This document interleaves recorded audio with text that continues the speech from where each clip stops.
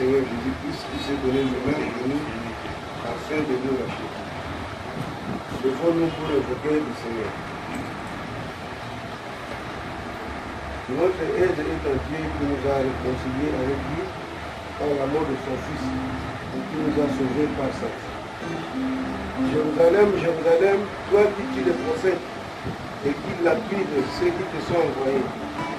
Combien de fois j'ai voulu rassembler tes enfants comme une boule rassemble ses poussins sous ses ailes et vous ne l'avez pas voulu. Rendez-moi justice, ô Dieu. Défends ma cause éternelle. Toi, mon Dieu protecteur, pourquoi m'as-tu délaissé? Pourquoi dois-je marcher dans la tristesse, sous l'oppression de l'ennemi? Envoie ta lumière et ta vérité, afin qu'elle me guide. Qu'elle me conduise à ta montagne sainte, dans ta demeure. Alors je m'avancerai vers le Dieu de Dieu, Dieu qui est ma joie et mon allégresse. Pourquoi t'as battu mon âme? Et pourquoi frémis-tu au-dedans de moi? Espère en Dieu, car je le célébrerai encore. Il est mon salut et mon Dieu. Amen. Prions l'Éternel. Seigneur, nous te sommes infiniment reconnaissants pour ta grâce, pour ta bonté, pour cette journée qui s'ouvre devant nous. Merci parce que notre mérite s'élever n'est pas inadmissible. Si nous sommes comptés par le vivant, ce n'est pas ta grâce. Merci parce que tu as fait que nous sommes continués à décéder. Toi, ce matin, il y a beaucoup de parler de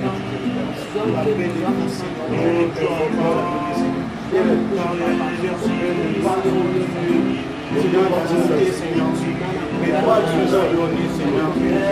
Cela, nous ne manquerons pas de dire merci en ces moments éternels. Si nous sommes encore réunis en ce lieu, Seigneur, c'est par ta grâce, Père. Te bénissons encore, Seigneur. Que sois élevé, Seigneur. Car tu mérites, Seigneur, des acclamations, Père. Tu mérites, Père éternel, Dieu, Seigneur, de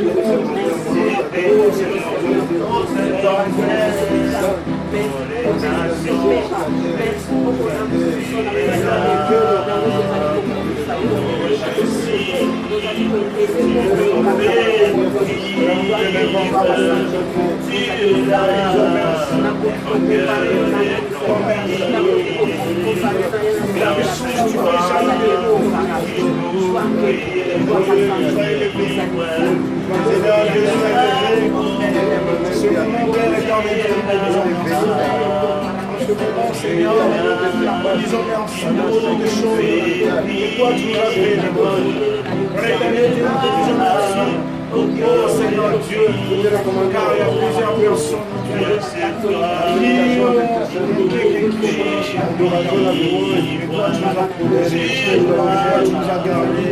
qui sois élevé, Seigneur.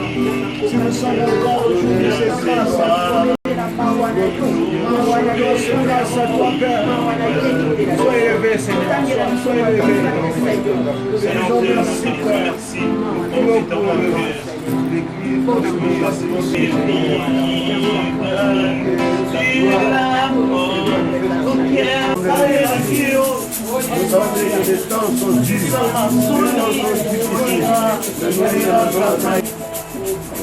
Il est pitié de nous. Vous voyez que cette pandémie a attaqué le monde entier. Nous reconnaissons que nous sommes des pécheurs. Il y a beaucoup de choses qui n'honorent pas notre Dieu. Et Dieu n'est pas content de ça. C'est pourquoi, si cette maladie vient de lui, si c'est une punition pour le monde entier, nous allons implorer sa grâce. Il ait pitié des Américains, des Européens, et pitié de lui. Que cette maladie puisse être éradiquée au nom de Jésus-Christ. Et Dieu implorer la grâce. Nous reconnaissons que nous sommes des pécheurs. Nous venons au nom des accusations. La puissance. Nous voulons, Seigneur, vivre ta puissance. Nous voulons, Seigneur, que toi et ta gloire. On fait, Seigneur Dieu, de vivre ta gloire. Tout l'univers créé par ton pouvoir. Le ciel d'acier, les éclairs, les tonnerres, les cœurs matins, tout le ciel, balance les méchants, et tout puissant, et qui est balance les méchants, et tout puissant, et qui est dans les bois, pour la portée profonde, l'air éclatant, tous les oiseaux chantaient, ainsi les mondes, la source avec son onde, qui contemple son chant tout élevé. Oh bien-aimé,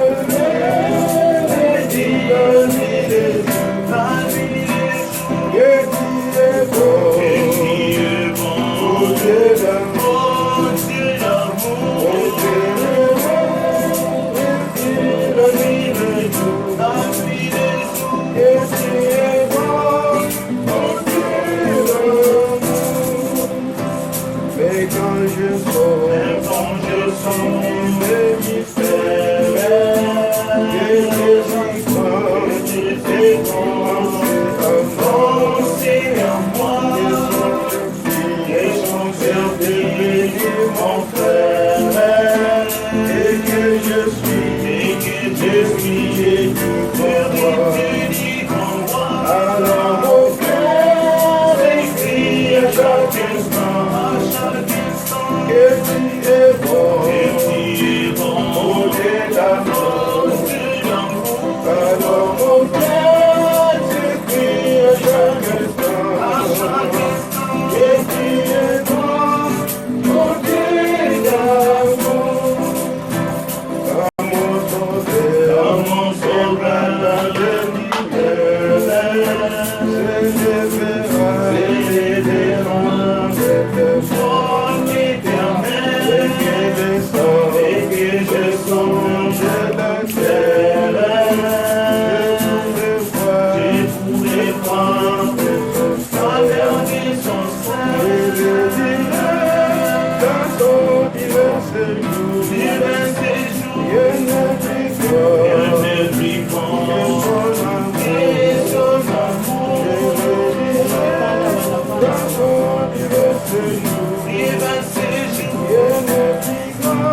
c'est que le Saint-Esprit nous oriente, que le Saint-Esprit nous visite ce matin, que le Saint-Esprit nous touche, qu'il nous montre les choses cachées, les secrets que nous ne connaissons pas, et nous donne les capacités, il nous donne les différentes choses, qu'il agisse, qu'il se manifeste, et qu'il soit au contrôle de ce qu'il veut, qu'il le vit jusqu'à la fin. Nous prions le Seigneur. Nous avons besoin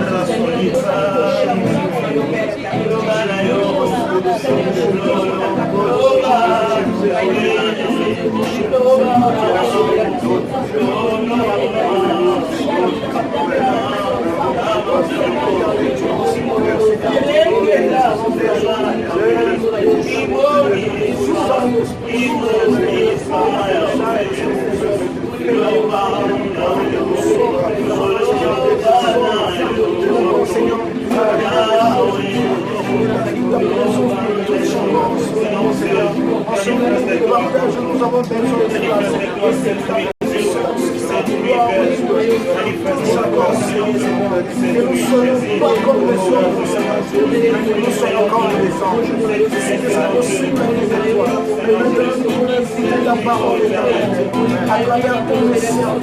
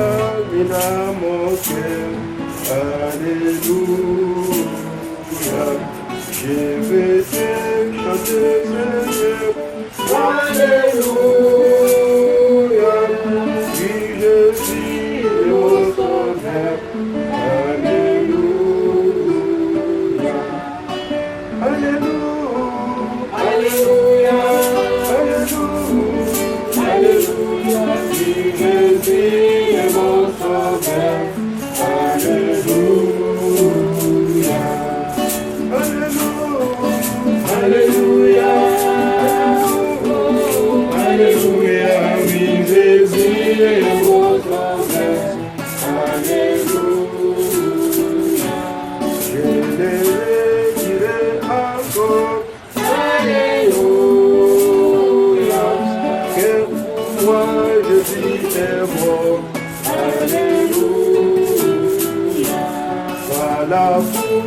je l'adore. Alléluia.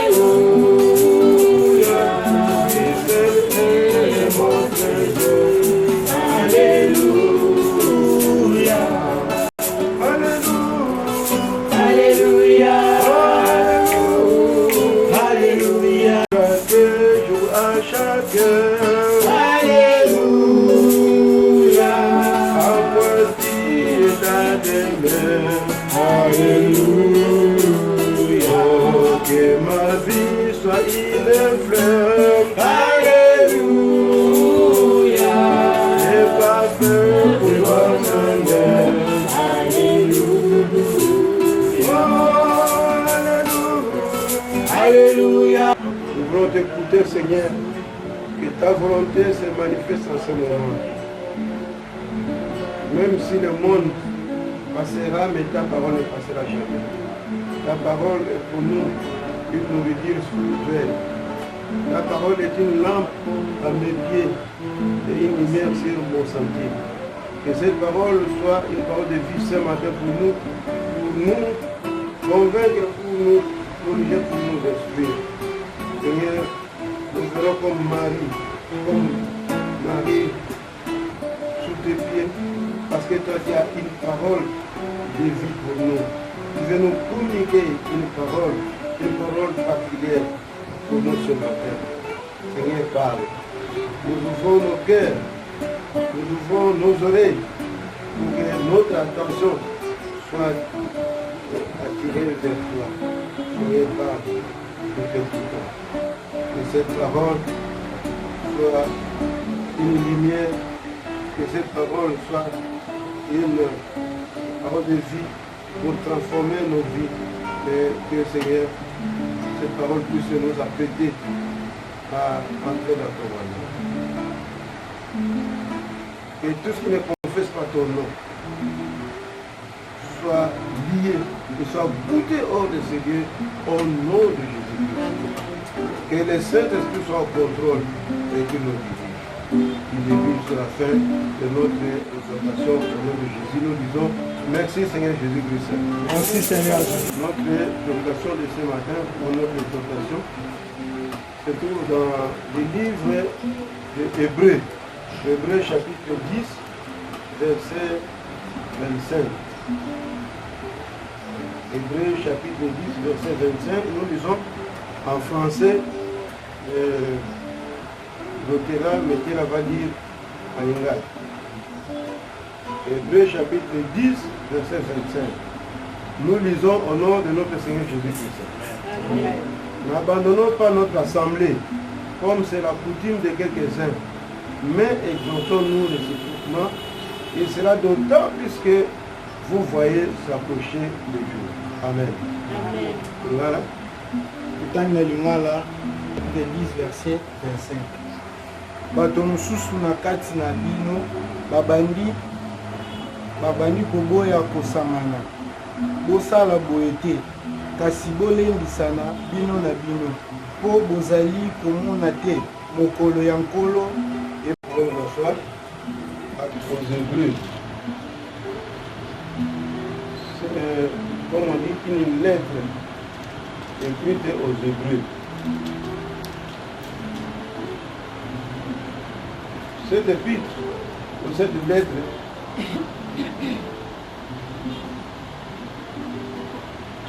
est adressée à nous ce matin. Dieu que quelqu'un nous a écrit, nous voulons que cette parole soit nôtre ce matin. Mais avant d'entrer dans notre exhortation, nous allons parler de l'auteur de cette épître, nous allons parler de la date, nous allons parler du contexte de cette épître. L'auteur de cette épître est inconnu, on ne le connaît pas. Mais différents spécialistes ont proposé que l'épître aux Hébreux a été écrite par Paul, ou par Barnabas, ou encore par Silas, ou encore par Apollos, ou par Luc, ou par Philippe, ou encore Priscille, ou encore Aquilas, ou encore Clément de Rome.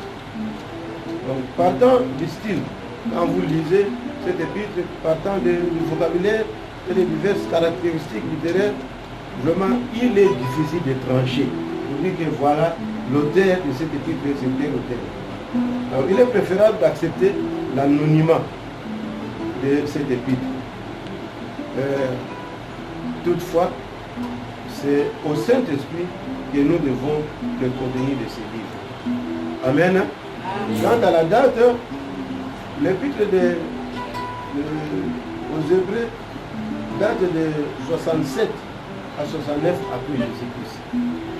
On a écrit cet épître juste après Jésus-Christ, c'est-à-dire vers les années 67 à 69. Alors, quant au contexte, cet épître s'adressait à une communauté juive. C'est comme aujourd'hui la communauté congolaise, la communauté américaine, tout ça, mais à cette époque-là, cet épître s'adressait à cette communauté juive. Beaucoup de ces destinataires s'étaient convertis à Christ. Ils avaient accepté Jésus-Christ comme Seigneur et Sauveur, mais plusieurs autres n'avaient pas encore fait ce pas. Ils étaient attirés par le message du salut. Le message du salut, mais ils n'étaient pas encore pleinement engagés. Ils étaient attirés par ce message du salut. Il y a un sauveur, vous serez sauvés, mais ils n'étaient pas vraiment engagés comme chrétiens dans leur foi en Christ.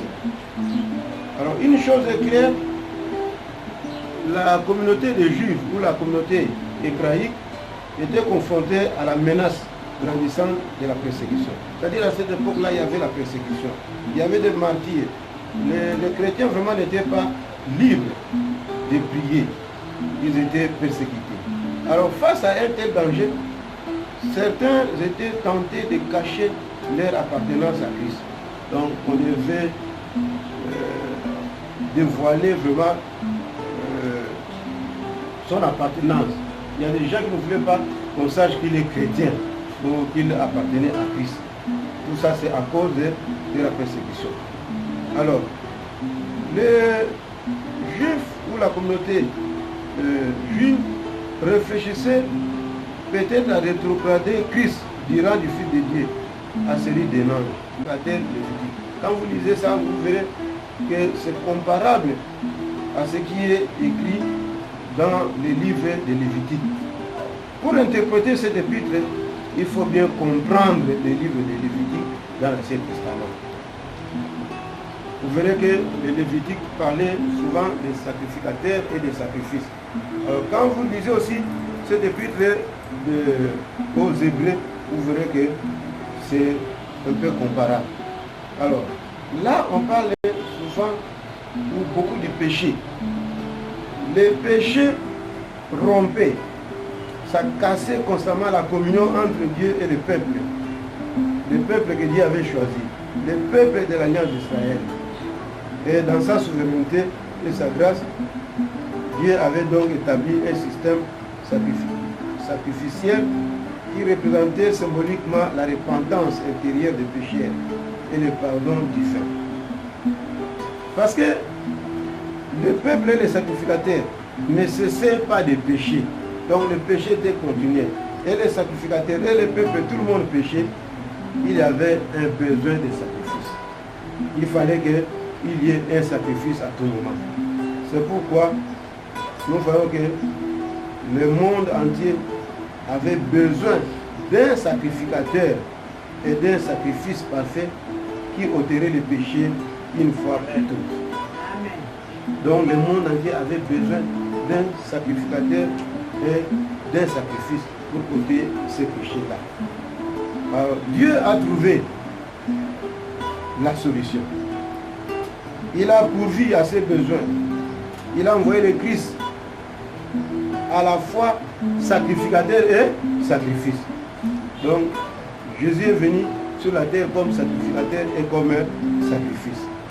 Donc, en résumé, le message de l'épître aux Hébreux nous dit ceci. Ceux qui croient en Jésus-Christ, sacrifice parfait de Dieu pour le péché, ceux-là, ils ont le souverain sacrificateur parfait. Donc le ministère ouvre une ère où tout est nouveau et meilleur que sous l'alliance de la loi.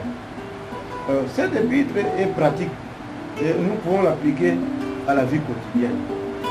Même si c'était écrit à cette époque-là, en 67-69, après Jésus-Christ, à la communauté juive, mais cet épître vraiment est nécessaire pour nous aujourd'hui. Nous pouvons l'appliquer à la vie quotidienne. Alors l'auteur de cet épître, il décrit son contenu comme des paroles d'exhortation. Ce sont des paroles d'exhortation. Il veut nous mettre en action. Ces exhortations nous sont données sous la forme de six mises en garde. La première mise en garde n'est pas nous éloigner des choses que nous avons entendues. Donc, lorsque nous entendons quelque chose qui vient de la parole de Dieu, ne nous éloignons pas. Deuxième mise en garde, ne pas refuser d'écouter la voix de Dieu. Donc, si Dieu nous parle, nous ne pouvons pas refuser d'écouter sa parole. C'est comme dit la Bible quelque part. Maintenant que vous écoutez la parole de Dieu, n'endurcissez pas vos cœurs. Troisième mise en garde, n'est pas déchoir des éléments de la parole de Christ. Ça, nous pouvons voir ça dans Hébreux chapitre 5, verset 11, jusqu'au chapitre 6, verset 20. Quand on dit déchoir, ça signifie quoi? Ne pas diminuer, ne pas s'affaiblir. Le confinement, malgré ce qui se passe dans le monde entier, n'abandonnons pas notre assemblée. On dit, à cette époque-là, il y avait une coutume de quelques-uns.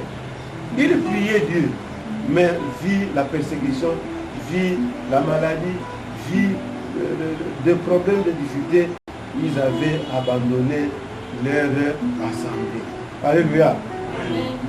Mais cette parole nous dit, malgré les temps présents, malgré tout ce que nous sommes en train de voir, n'abandonnons pas notre assemblée. La même parole nous dit, exhortons-nous réciproquement. Et cela d'autant plus que vous voyez s'approcher le jour. Donc il y a le jour du Seigneur qui viendra, mais il y a aussi l'apostasie qui s'implante. L'apostasie, c'est quoi? C'est l'abandon public d'une religion ou d'une croyance. On abandonne le christianisme, on abandonne sa foi à cause de problèmes.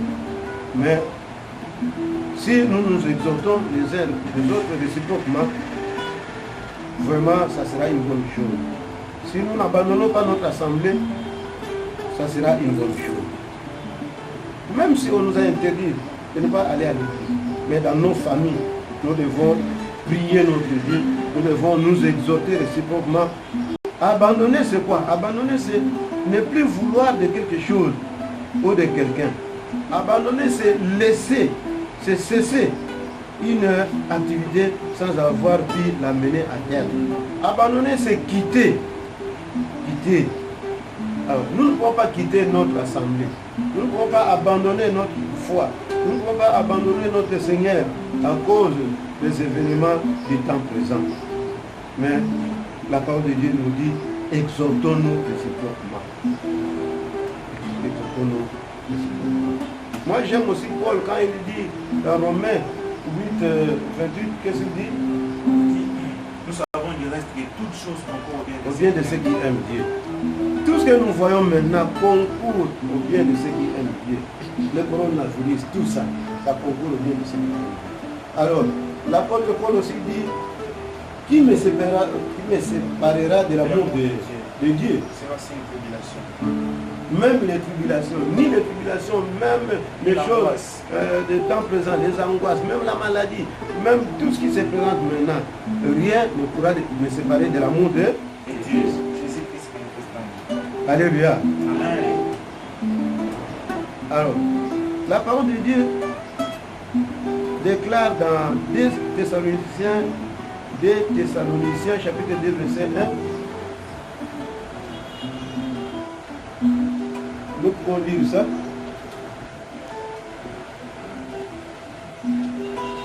Pour ce qui concerne l'avènement de notre Seigneur Jésus-Christ et notre réunion avec lui, nous vous prions, frères, de ne pas vous laisser facilement ébranler dans votre bon sens et de ne pas vous laisser troubler, soit pour quelque inspiration, soit pour...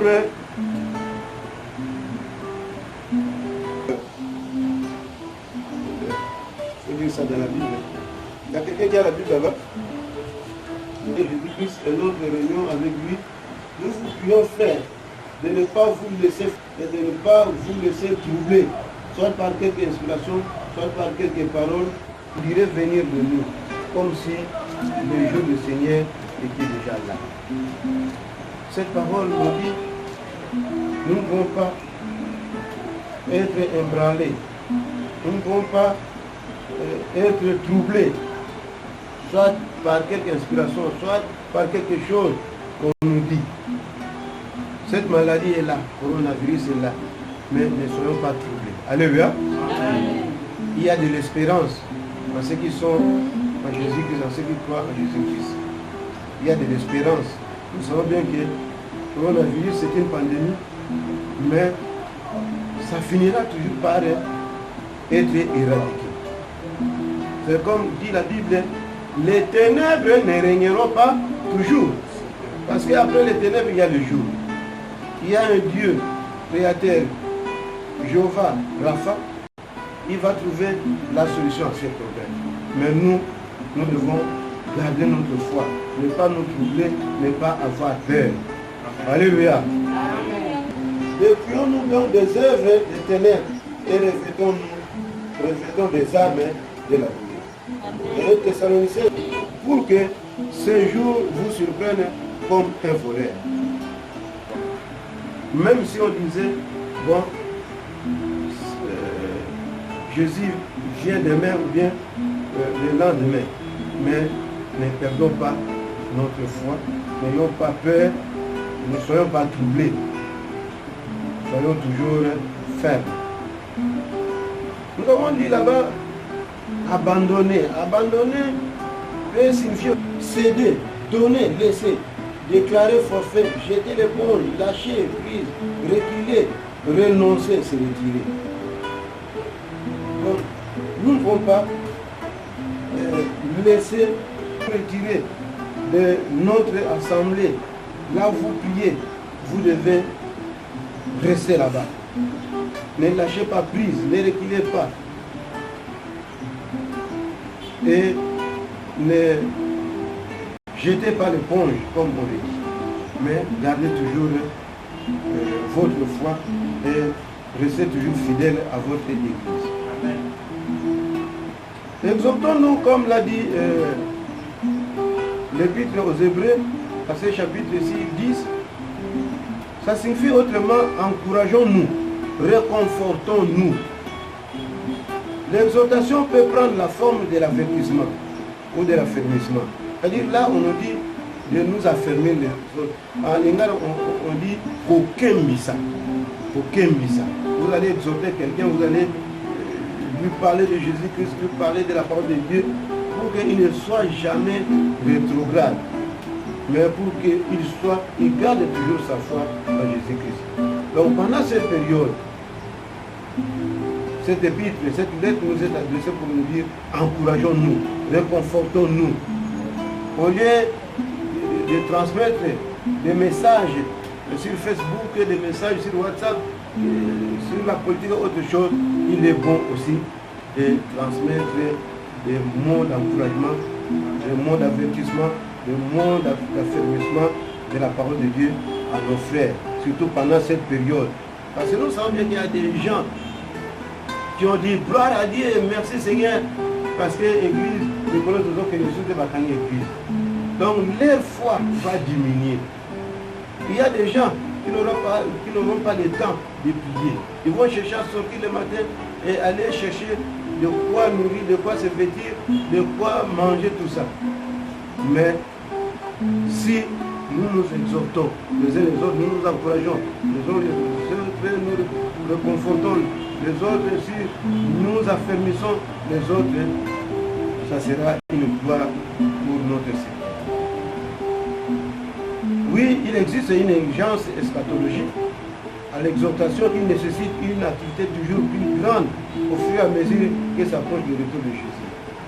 Oui, la pandémie coronavirus, pour les uns, ça signifie, c'est déjà un signe.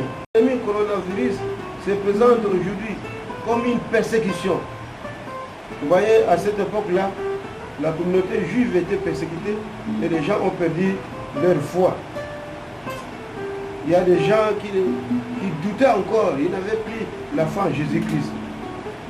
Aujourd'hui aussi, cette pandémie est venue persécuter l'économie mondiale. Cette pandémie est venue persécuter l'Église, les églises, ou l'Église corps du Christ. Bref, cette pandémie est venue persécuter tout le monde. N'ayons pas peur. Alléluia.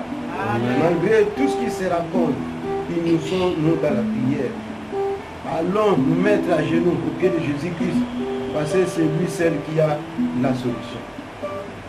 N'est-ce pas que la parole de Dieu dans Matthieu 18, 20 dit, car là où 2 ou 3 sont assemblés à mon nom, je suis au milieu d'eux. C'est-à-dire, aujourd'hui l'Église, ce sont ces familles-là qui se rassemblent, 2 ou 3 personnes. Si vous vous rassemblez, vous êtes ensemble, sachez que Jésus est au milieu de vous. La Bible dit bien, 2 ou 3 sont assemblés à son nom. Donc cet assemblement ou ce rassemblement, cette assemblée-là plutôt, ce n'est pas une assemblée où vous parlez de bêtises, d'autres choses, mais si vous vous assemblez au nom de Jésus-Christ, sachez qu'il est au milieu de vous. Alléluia. C'est pourquoi nous encourageons les familles, malgré cette persécution, malgré cette persécution de la pandémie, de vous assembler au nom de Jésus-Christ.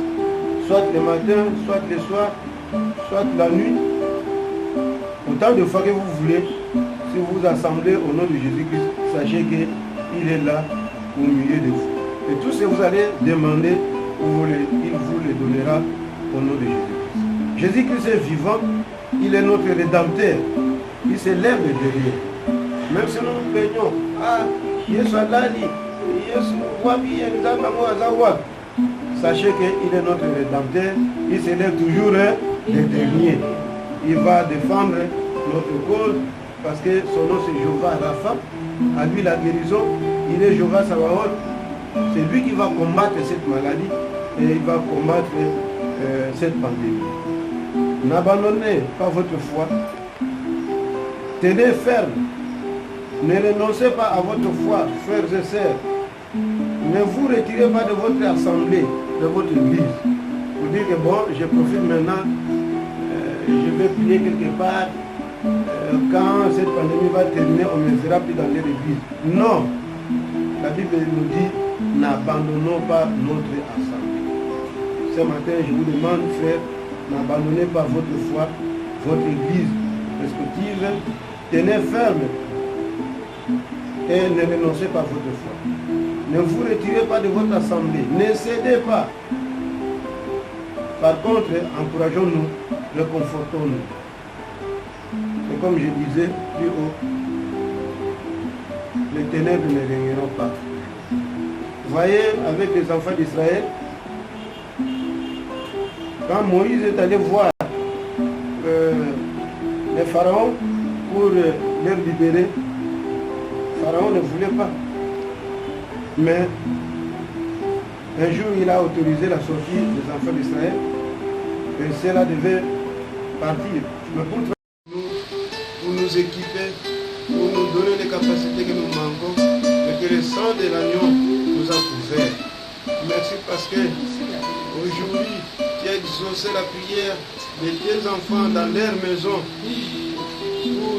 contre la pandémie coronavirus, et que Seigneur, cette maladie sera éradiquée au nom de Jésus-Christ, et que les églises seront encore réouvertes, les écoles, les universités, le travail, et tout le monde va encore vaquer dans ses occupations de tous les jours. Nous osons croire que, Seigneur, la prière des chrétiens, de tout le monde, de tout croyant, est montée vers toi, et que tu as eu pitié de nous. Maintenant, nous pensons que tu as guéri tous les malades. Tu nous as donné la paix et que ta grâce nous suffit. Maintenant que nous voulons terminer notre culte, que l'amour de Dieu le Père, la grâce de notre Seigneur Jésus-Christ, la communication et la communion du Saint-Esprit soit notre partage en aise, en paix, au nom de Jésus. Amen. Amen. Amen, amen, amen, amen, amen. Amen, amen, amen, amen. Alléluia, alléluia. Amen. Amen. Amen. Amen. Amen, amen,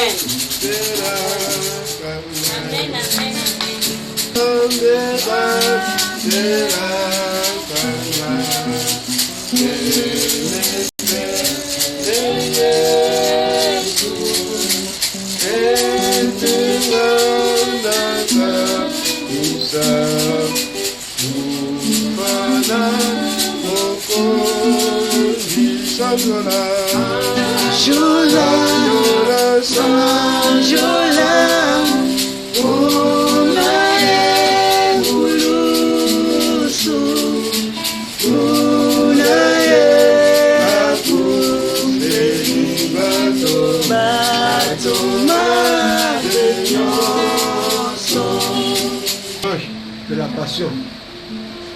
Les textes à lire là-bas, c'est Exode 12, 1, 13, Hébreux 10, 4 à 14, Jean 13, 1, 20, Jérémie 26, 1 à 15, Jérémie 11, 18 à 23, Jean 7, 25 à 36, Romains 5, 6 à 11, Hébreux 9, 11 à 17, Jean 13, 31 à 38, Job 23, Hébreux 5, 1 à 10, et Jean 12, 20 à 32. Alors le dimanche prochain, c'est le 5 avril 2020, c'est le dimanche de Rameau. Nous savons bien que ça se fête, mais chacun peut mettre un rameau chez lui à la maison. Et le texte à lire, c'est Genèse 17, 1 à 8, Luc 11, 9 à 13, Luc 19, 28 à 40, Jean 15, 1 à 8.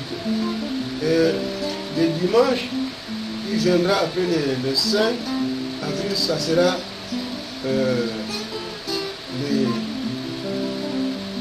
qu'est-ce que je dis? Pas le dimanche, mais le 10 avril, ça sera le vendredi saint. Le vendredi saint, le texte à lire, c'est Lamentation 3, 19 à 33, Luc 28, 26 à 49, Jean 19, 17 à 37, Matthieu 27, 31 à 51. Et il y a aussi les textes pour la Passion.